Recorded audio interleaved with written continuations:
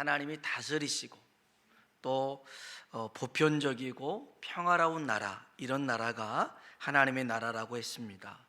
오늘 말씀은 어떻게 하면 이런 하나님의 나라가 우리에게 임할 수 있을까? 그 방법은 뭘까?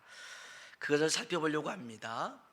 구약에 하나님이 사람을 만드시고 맨 처음 하셨던 일은 창세기 1장 27절로 28절에 보니 하나님이 자기 형상, 곧 하나님의 형상대로 사람을 창조하시되 남자와 여자를 창조하시고, 한번 따라합시다. 하나님이 그들에게 복을 주시며, 아멘.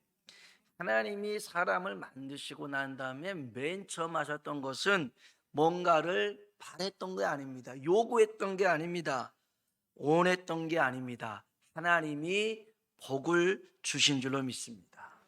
그래서 하나님이 그들에게 이르시되 생육하고 번성하여 땅에 충만하라, 땅을 정복하라, 바다의 물고기와 하늘의 새와 땅에 움직이는 모든 생물을 다스리라고 하셨습니다. 그런데 사람은 이것을 누리지 못했습니다. 왜 그러냐면 하나님께 범죄했습니다.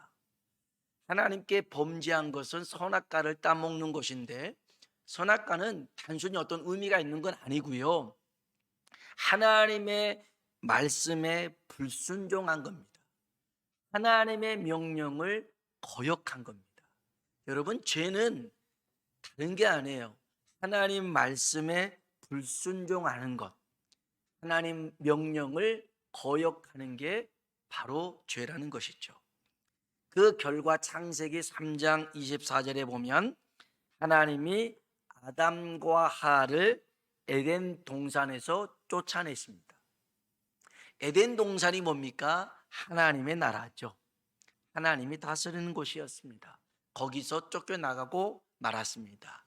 자, 이제 신약으로 넘어와서요, 예수님께서 맨 처음 선포하셨던 말씀이 있습니다. 회개하라, 천국이 가까이 왔느니라. 아멘. 죄로 인하여 잃어버린 복, 쫓겨난 천국을 우리 주님은 회복시키려 오신 줄로 믿습니다. 그래서 주님은 우리가 다시 하나님이 주셨던 복을 누리며 살길 원하셨어요. 그래서 오늘 보면 복에 대해서 말씀하십니다. 뭐뭐 하는 자는 복이 있나니, 이렇게 하는 자는 복이 있나니.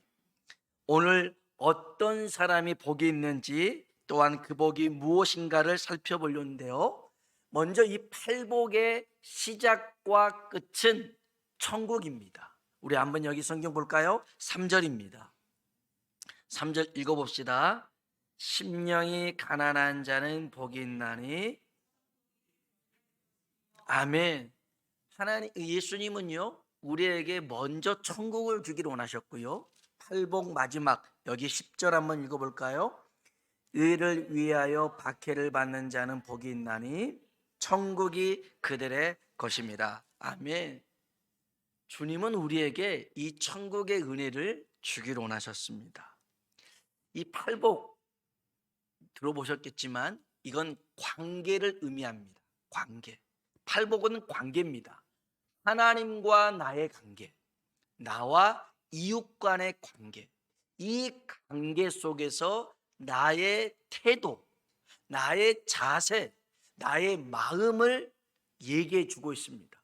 그래서 팔복은 천국에 관한 이야기인데, 나와 하나님의 관계, 나와 이웃 간의 관계에서 어떻게 반응할 때, 어떤 태도와 어떤 자세와 어떤 마음을 살아갈 때에 하나님의 나라가 임하는지를 설명해 주고 있습니다. 이 팔복의 은혜 그 첫 번째는 다시 한번 3절 말씀 읽어보겠습니다. 심령이 가난한 자는 복이 있나니. 아멘. 팔복의 은혜 그 첫 번째는 심령의 가난함입니다. 여러분, 가난함의 반대말이 뭘까요? 부요함, 부함, 그럴 수 있습니다. 그런데 여기서는 심령의 가난함의 반대말은 교만함입니다. 심령이 가난하다라는 말은 마음이 겸손한 사람, 영혼이 겸손한 사람, 달리 말하면 자신이 죄인임을 인정하는 사람입니다. 하나님의 은혜가 없으면 살 수가 없습니다. 이렇게 고백하는 사람이 심령이 가난한 사람입니다. 심령이 교만한 사람은요, 자기 스스로를 의롭다고 인정합니다. 내가 얼마나 괜찮은 사람인 줄 아세요? 나는 직장에서도 능력 있고 출세한 사람입니다. 나는 가정에서도 존경받습니다. 나는 교회에서도 믿음 좋다고 인정받은 사람입니다. 내가 얼마나 많이 봉사를 하고 헌금을 하고 예배에 안 빠지고 하는지. 만일 이런 사람이 있다면 정말 귀하죠. 목회자로서 힘이 될 겁니다. 그런데 이 모든 것들을 하면서 스스로를 의롭다고 인정하며 하는 행동이라면 그건 교만함이라는 거죠. 바울의 고백을 우리는 기억해야 됩니다. 고린도전서 15장 10절에 보니까 바울은요, 그 누구보다도 열심히 있었고요, 헌신이 있었고요, 수고가 있었고요, 희생이 있었습니다. 그래도 이건 내가 잘나서 그런 거 아닙니다 늘 얘기했습니다. 그러면서 뭐라고 고백하냐면, 따라 한번 할까요? 나된 모든 것은 다 하나님의 은혜입니다. 아멘. 나된 모든 것은 다 하나님의 은혜라는 것입니다. 맞아요. 오늘 저와 여러분이 이런 은혜를 고백하며 살아가길 주의 이름으로 축복합니다. 주님이 마태복음 9장 12절로 13절에 말씀하시는데, 건강한 자에게는 의사가 쓸데없고 병든 자에게라야 쓸데가 있나니 나는 의인을 부르러 온 것이 아니요 죄인을 부르러 왔노라. 아멘. 주님은 죄인을 부르러 오셨습니다. 여러분, 우리는 아무것도 아닙니다. 먼지와 티끌에 불과한 우리를 하나님의 은혜로 붙잡아 주셨기 때문에 이렇게 살아가고 있는 줄로 믿습니다. 세탁소에 갓 들어온 새 옷걸이가 있습니다. 이 새 옷걸이에게 헌 옷걸이가 말합니다. 너는 옷걸이라는 사실을 한시도 잊지 말라. 그러니까 아니 왜 그렇게 옷걸이를 강조합니까?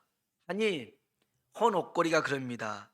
잠깐씩 입혀지는 옷이 자기 신분인 양 교만해지는 옷걸이들을 많이 받더라는 거예요.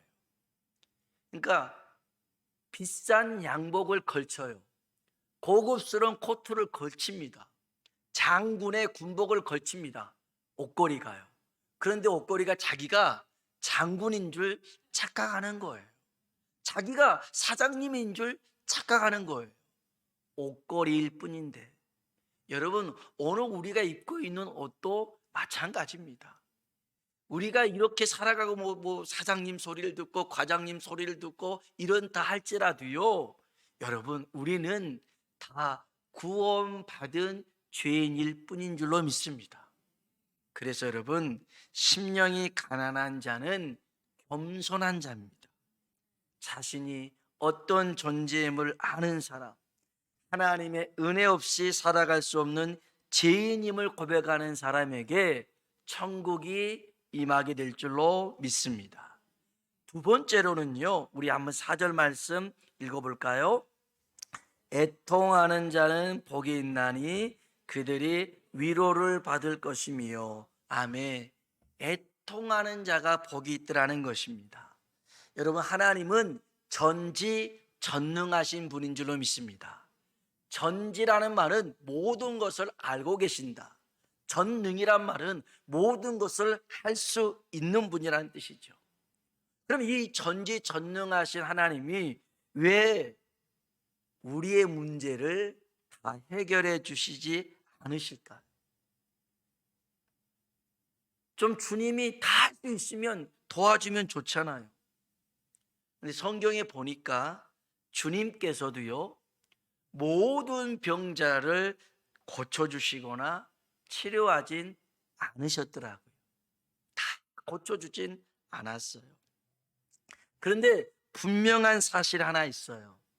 주님은 모든 슬픔 당한 자와 함께 하신 줄로 믿습니다. 이게 주님의 위로죠.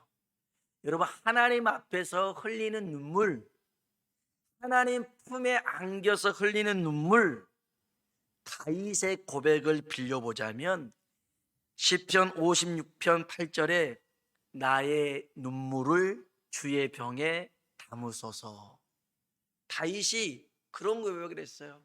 하나님, 나의 눈물을 주의 병에 담아주소서. 그렇게 많이 다윗이 하나님 앞에 울었어요. 그때마다 하나님은 다윗을 위로하셨고 다윗과 함께 하셨습니다. 이사야 61장 2절로 3절에 있는 말씀 보면 여호와의 은혜해와 우리 하나님의 보복의 날을 선포하여 모든 슬픈 자를 위로하되 무릇 시온에서 슬퍼하는 자에게, 무슨 말이에요? 하나님 앞에서, 하나님 품에서 슬퍼하는 자에게 화관, 꽃면류가 아닙니다. 화관을 주어 그 죄를 대신하며 기쁨의 기름으로 그 슬픔을 대신하며 찬송의 옷으로 그 근심을 대신하시고 그들이 의의 나무 곧 여호와께서 심으신 그 영광을 나타낼 자라 일컬음을 받게 하려 하심이라. 하나님께서요, 우리 모든 슬픔을 기쁨으로, 근심을 찬송으로 바꿔주실 줄로 믿습니다. 우리 하나님 앞에서 애통하는 자에게 이러한 은혜가 있습니다. 그 다음에 세 번째는요, 우리 5절에 있는 말씀입니다. 5절 같이 한번 읽어보겠습니다. 온유한 자는 복이 있나니 그들이 땅을 기업으로 받을 것이며. 아멘. 온유한 자는 복이 있습니다. 그에게 뭐가 주어진다고요? 땅을 기업으로 주신답니다. 야, 이 시기에 땅 준다면 얼마나 좋겠습니까? 근데 땅이 여기 성경 주님이 말씀하실 때는 부동산이 아닙니다. 땅은요, 하나님의 약속을 의미합니다. 애굽에서 종살이하던 이스라엘 백성을 출애굽시킵니다. 그리고 젖과 꿀이 흐르는 가나안 땅으로 인도하시죠. 이 젖과 꿀이 흐르는 땅은 뭡니까? 약속의 땅입니다. 아브람과 이삭과 야곱에게 하셨던 그 약속의 땅이죠. 그 약속의 땅을 차지하는데 누가요? 온유한 사람이 그렇습니다. 민수기 12장 3절에 보면 하나님이요, 모세를 세상 모든 사람보다 더 온유한 사람이라고 얘기를 합니다. 여러분, 모세는 온유한 사람이 아니었습니다. 모세는 혈기가 충만한 사람이었어요. 그래서 40세 때 왕자로 있을 때 자기 동포를 괴롭히는 애굽 사람을 쳐서 죽였습니다. 어떻게 때렸길래 그냥 때려 죽입니까? 그 죽은 사람을 묻어두고 나중에 발각돼서 도망치지 않습니까? 이렇게 혈기가 많은 사람이 어떻게 온유한 사람이 됐을까요? 그것은 엎드림입니다. 엎드림. 하나님 앞에 엎드리는 시간이 많을수록 온유하게 되는 줄로 믿습니다. 싸울 일이 있어도, 다툴 일이 있어도, 억울한 일이 있어도 시시비비를 따지며 가리는 사람을 온유한 사람이라고 하지 않습니다. 억울한 일을 만났어요. 답답한 일이 생겼어요. 그때 모세 보니까 하나님 앞에 늘 엎드리더라는 겁니다. 엎드려요. 백성들이 물이 없다, 그 다음에 먹을 게 없다, 고기가 생각난다, 얼마나 많이 힘들게 하는지 몰라요. 그때마다 모세는 하나님 앞에 엎드렸어요. 앞에 홍해바다고 뒤에 애굽의 군사가 쫓아오고 진퇴양난의 문제 속에, 야, 애굽에서 매장지가 없어가지고 우리를 이 바다에 수상시키려고 우리를 끌고 나왔느냐, 도움 줄 때는 할렐루야 아멘 하더니 어려운 일 만나니까 모든 비난을 모세에게 돌리는 거예요. 우리 한번 따져봅시다. 모세가 그러지 않았어요. 또 엎드립니다, 하나님 앞에. 그때 하나님께서 홍해를 가르게 하시잖아요. 사랑하는 성도 여러분, 온유한 사람이 되길 주의 이름으로 축원합니다. 그러면 하나님의 약속이 우리에게 이루어지게 되어 있습니다. 오늘 저와 여러분이 온유한 사람 되길 주님의 이름으로 축원합니다. 네 번째로는요, 우리 6절에 있는 말씀 같이 한번 읽어보겠습니다. 의에 줄이고 목마른 자는 복이 있나니 그들이 배부를 것임이요. 아멘.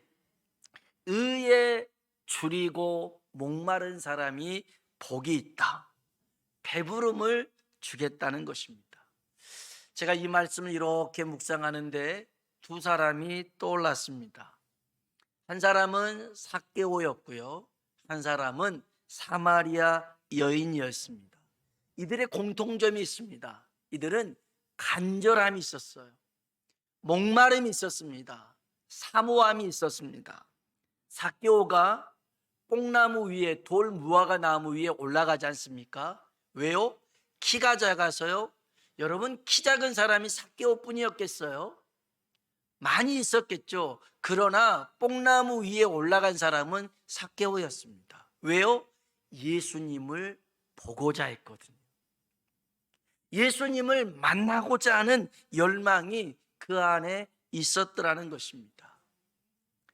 사마리아 여인이 있습니다. 남편을 6명이나 둔 행실이 올바르지 못한 여자입니다.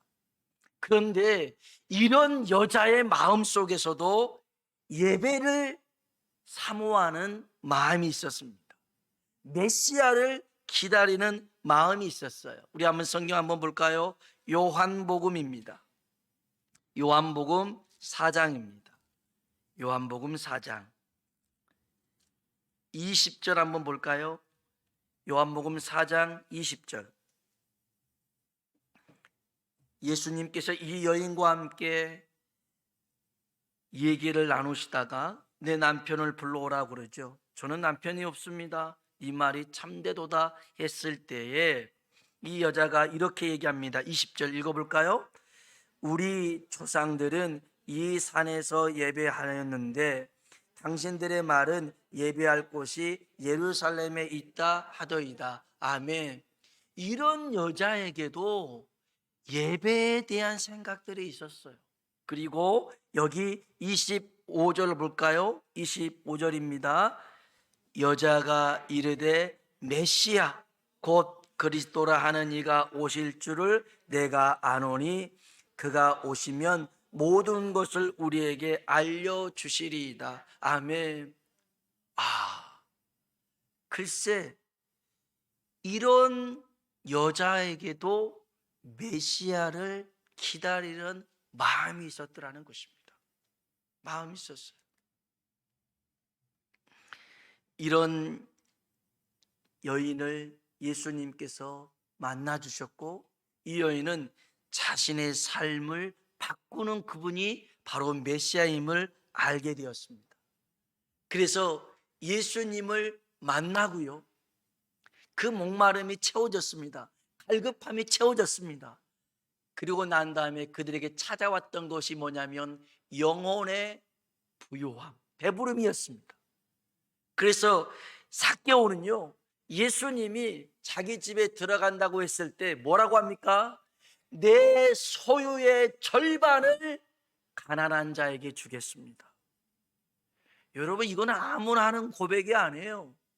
얼마나 악착같이 모은 재산인데요, 그걸 나눠줄 수 있습니까? 심지어 남의 것을 토색, 속여서 빼앗는 게 있었더라면 4배나 갚겠습니다. 보통은 2배입니다. 그런데 이 삭개오는 4배를 갚겠다는 겁니다. 그러다 보면 아마 이 삭개오 빈털털이 될 수 있습니다. 그런데 그렇게 고백했던 이유가 뭡니까? 자기의 그 목마름, 그 사모함, 그 간절함이 예수님으로 인하여 채워졌더라는 것입니다. 채워졌어요. 오늘 저와 여러분에게도 이런 예수님의 은혜가 임하여져서 세상 것이 아닌 주님으로 만족함을 누리며 살아가길 주의 이름으로 축복합니다. 이 사마리아 여인, 인생의 목마름, 갈증을 대별하는 여인인데 이 여인이 예수님을 만나고 어떤 행동을 취합니까? 28절입니다. 28절 같이 한번 읽어보겠습니다. 여자가 물동이를 버려두고 동네로 들어가서 사람들에게 이르되, 아멘. 여자가 뭘 버려뒀어요? 물동이를 버려뒀습니다. 낮 12시에 아무도 없는 그때 물을 들어왔던 이 여인, 그 영혼의 목마름을 이렇게 상징적으로 보여줬던 그 물동이를 이제는 버려둡니다. 왜요? 예수 그리스도가 그 안에서 솟아나는 영생의 샘물이 되었기 때문에 그렇습니다. 사랑하는 성도 여러분, 오늘 우리들에게도요, 이런 하나님의 나라가 임하는 복된 은혜가 임하길 주의 이름으로 축원합니다. 오늘 저와 여러분이 하나님 앞에 나는 죄인입니다, 하나님의 은혜 없이는 살 수가 없는 죄인입니다, 이렇게 자신의 심령의 가난함을 고백하시고 그리고 하나님 앞에 우세요. 하나님 앞에 여러분의 그런 애통함, 또 억울함, 속상함 풀어놓으세요. 하나님이 여러분의 그 마음에 위로를 허락하실 줄로 믿습니다. 또한 하나님 앞에 엎드려야 됩니다. 온유할 때 하나님의 약속이 우리 가운데 성취되게 됩니다. 그리고 오늘 마지막으로 의에 줄이고 목마를 때, 우리가 그 하나님의 말씀을 갈급해 할 때 우리 심령 가운데 부어지는 역사가 있게 될 줄로 믿습니다. 우리 기도하겠습니다.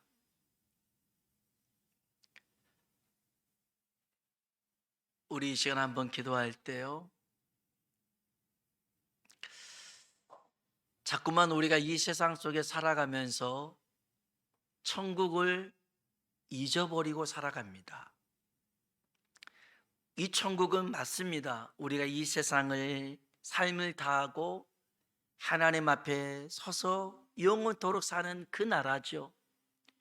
그러나 하나님은 죽음 후에 그 하나님의 나라만이 아니라 이 땅에서도 하나님의 나라를 누리며 살 수 있는 방법을 말씀하셨습니다.